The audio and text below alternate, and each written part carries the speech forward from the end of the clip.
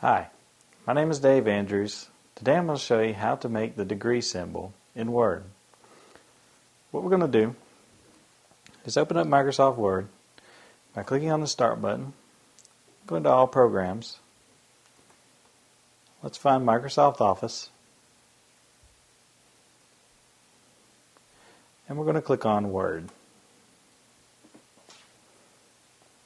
Now here's our blank Word document, and we want to insert the degree symbol.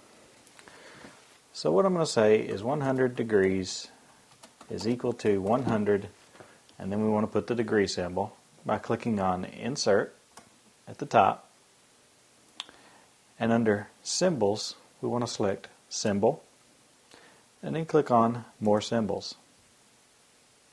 This brings up the list of symbols. Scroll pretty close to the top until you find the degree symbol.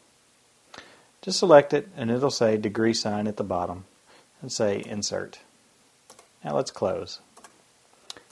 As you can see, next to our second 100 is the degree symbol. My name is Dave Andrews, and I've just showed you how to insert the degree symbol in Word.